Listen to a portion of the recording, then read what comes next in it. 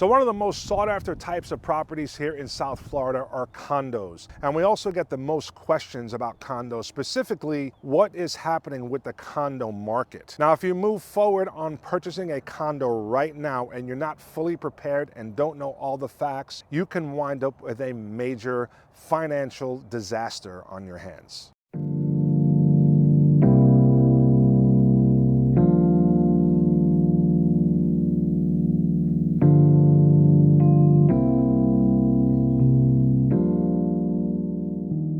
Hey, what's up everybody? It's Robert, your South Florida real estate agent. If this is your first time here to the channel, welcome. I put out weekly videos all about living and moving to the South Florida area. If you have any interest, reach out. All my information is down below. So there are over 1.5 million condos throughout the state of Florida. 37% of those are in Broward and Miami-Dade counties. So let's just say that we have a bunch of condos of all types, multi-million-dollar luxury condos with a garage and parking space and elevator in your unit, condos on the ocean, on the intracoastal, 55 and over condos, small little boutique condos, all different types of condos for all different types of buyers. So the cost of owning a condo here in South Florida has risen drastically in the last few years. There are a lot of different factors.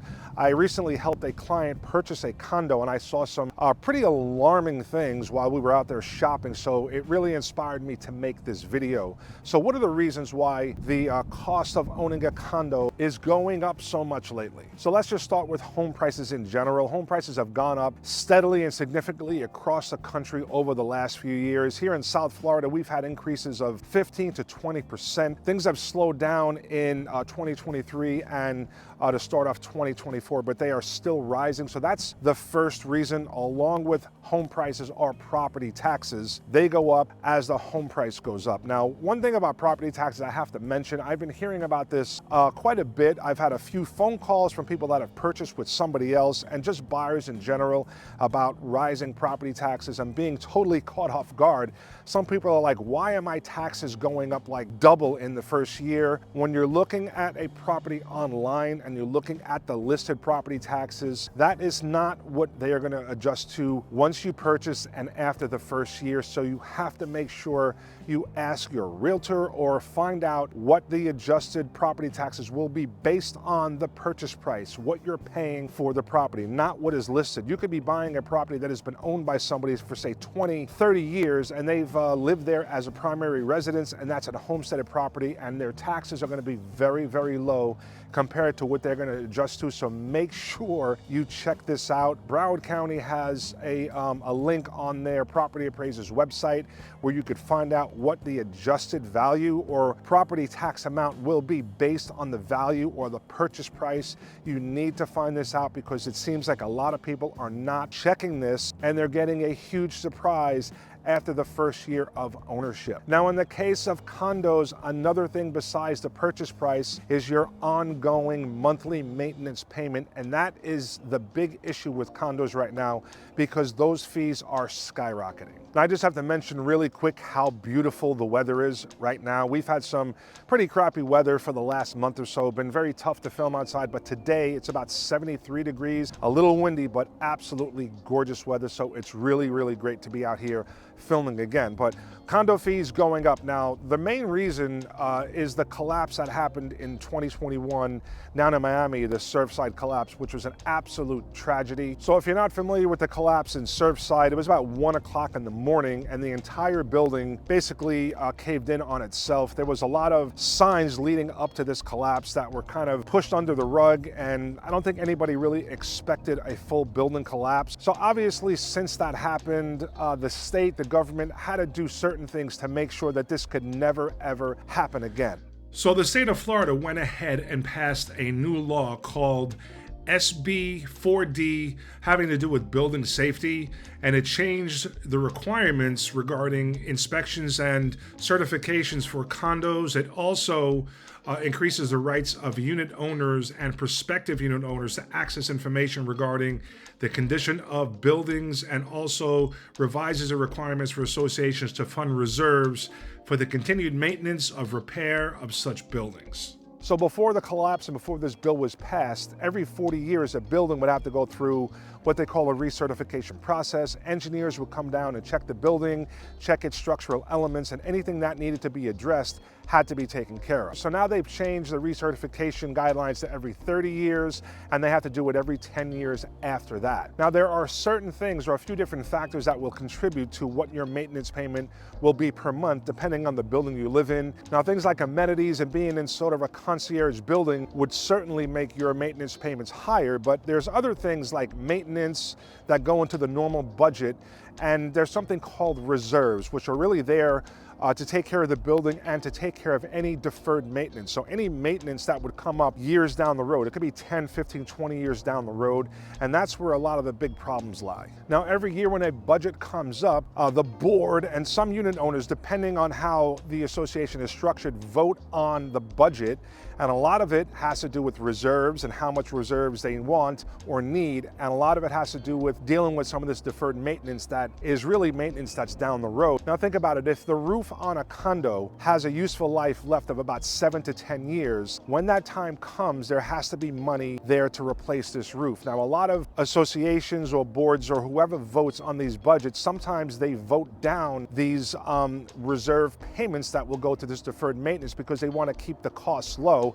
The problem is when that 7 to 10 years passes and it's time to address that roof or any other issue where it could be structural or safety issue, a lot of the boards or a lot of the associations don't have money in the reserve to take care of these items. Now, there were a lot of red flags in the building in Surfside that were actually visible that were not taken care of, and it was kicked down the road many, many different years and not addressed, and unfortunately that building collapsed. So this can never happen again. This is the reason why the bills were passed, changing the requirements for inspections and for reserves. So associations can no longer vote down having a certain amount of reserves to take care of deferred maintenance, which is a great thing for safety, but it's making everybody's payments go up, I mean, really significantly in some cases. Now, I know it's human nature to try to blame somebody or something for something costing more money, but in the case of condos here and maintenance and things like that, I don't really think there's anything else that could be done. Unfortunately, it's really pricing a lot of people out of the condo market. A lot of people that actually live in condos right now, they're not able to afford them, so we have a major, major issue going on.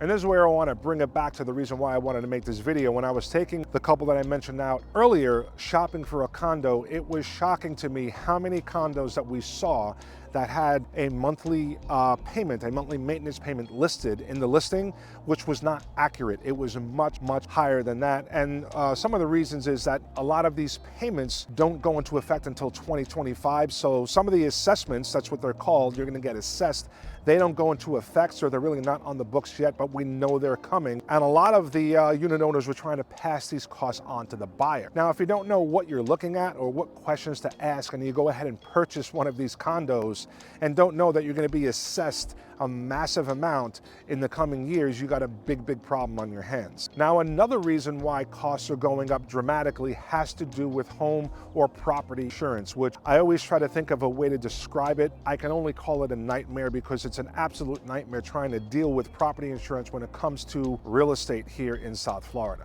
Now, people don't really think of this when it comes to a condo. On a single family home, it's one thing, but on a condo, it's included in your monthly maintenance payment. The problem is that the insurance costs, the master insurance for the building and the association, they're going up significantly, and those costs are getting passed on to the buyer. Now, there's a lot of reasons why home insurance prices are skyrocketing here in the state of Florida. I get chewed out about this all the time. A lot of people think it's only the insurance companies that are just price gouging, which I don't think could really be the case because all of the companies are leaving the state. Now, I just don't see how it's a good business practice if you own an insurance company and you're making money hand over fist by, ripping off homeowners and price gouging, that you would actually just pick up voluntarily and leave the state. Well, the issue is that a lot of them are leaving because it's not profitable. Another reason is litigation. So there are some bad actors out there. So there are some bad contractors out there taking advantage of some homeowners. They tell them that they can get them a new roof because they see damage. They sign over the rights and give them the power to negotiate with the insurance company. A lot of times insurance companies will deny claims, and that's another reason. They go back and forth. A lot of court fees are generated and it all gets passed on to the homeowner. So out of all the insurance court cases and litigation going on throughout the country, 70% of those happen in the state of Florida. So that's a big issue as well. And before anybody out there comments that I'm some sort of a mouthpiece for the insurance companies or I'm pro-insurance company, I own a home of my own. I pay insurance. It goes up every single year. I'm not happy about the cost, but the facts are the facts. Good news is I heard that there's 6 other carriers that are going to come back into the market here in South Florida. So let's see if that's going to change and if the insurance market or the nightmare that's going on, really changes here in South Florida. But again, this affects condos well because the master insurance goes up, and again, they pass it on to the condo owners. So the real question becomes, should you buy a condo moving forward here in South Florida? Well, no one really can answer that but yourself. It depends on your lifestyle.